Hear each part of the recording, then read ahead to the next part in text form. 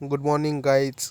तर आम्ही जात होत्या आज शिरपूर डोईफोड्या खकना ट्रॅकवरती. रस्त्यात मिळाला ट्रक तो निस्ती पावडर लावत होता. सचिन भाऊ म्हणत 140च्या स्पीडने याला ओव्हरटेक करतो. मग आम्ही निघाले CNG पंपाकडे दर्यापूर हायवेवरती. मग सचिन भाऊ म्हणत आपल्याला बी आपली गाडी CNG करणी पडेल तेव्हा आपल्याला काही पुरेल. मग आले आम्ही दर्यापूरमध्ये.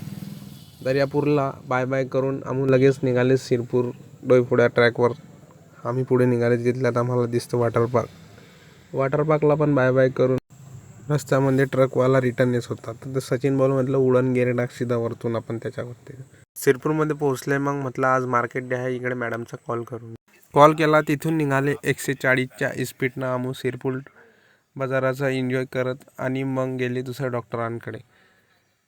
डॉक्टरकडे गेले. तिथे गाडी पार्क केली. गाडी पार्कच्या नंतर मध्ये गेले. मध्ये कॉल केल्यानंतर आम्ही आले बाहेर. सचिन भाऊ म्हणत ऑर्डर मिळाला. सचिन भाऊला ऑर्डर मिळलं आणि मग लगेच सचिन भाऊ खुश झाले. मग गाडीवरती बसले. लगेच 140च्या स्पीडनं डोईफोड्यावरती निघाले.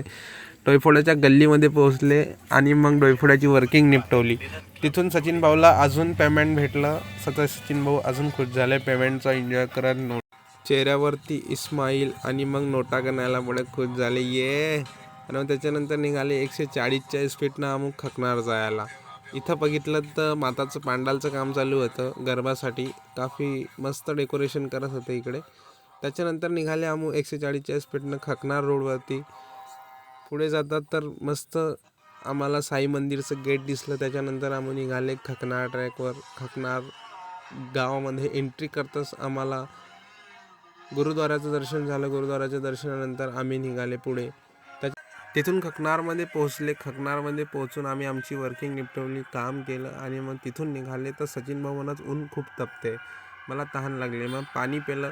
त्यांनी पाणीपुरीवाल्याचं पाणी पिलं. मग तिथून म्हणत आपण दर्यापूरमध्ये पाणीपुरी खाऊ. मग तिथून निघाले आम्ही 140च्या स्पीडनं निघून धाब्यामध्ये पोहोचतात शिवाजी महाराजांच्या मूर्तीचं दर्शन केलं. 140च्या स्पीडनं बसला ओव्हरटेक करून तिथून निघून आम्ही पोहोचले दर्यापूरमध्ये पोहोचून फ्लेवरवाली पाणीपुरी खाल्ली. पाणीपुरी खाल्ल्यानंतर दादाला पण खुश केलं आणि दादाला बाय करून घराकडे यायला निघालं. मग त्याच्यानंतर वाजवरे भाषा नाम तुझे घेता